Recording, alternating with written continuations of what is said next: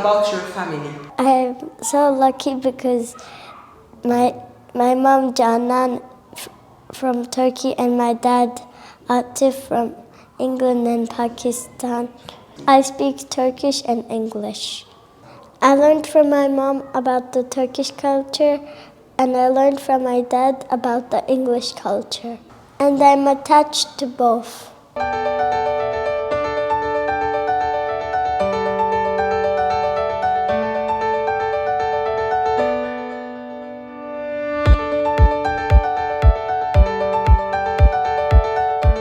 Nadia is becoming a mix of the two.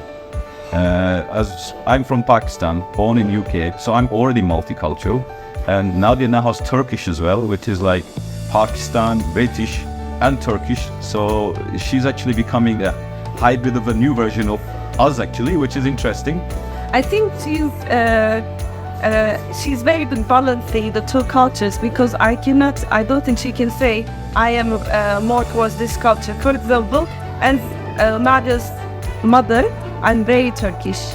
As Nadia's father, he is very English. We've been together for so many years, but we didn't change each other. And we want to try to show Nadia both cultures.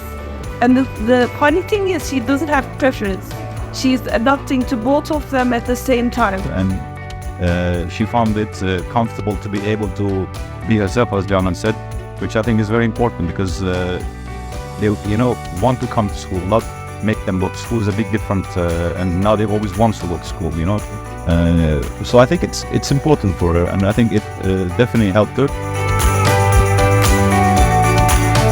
Merhaba, ben Nadia'nın sınıf öğretmeniyim.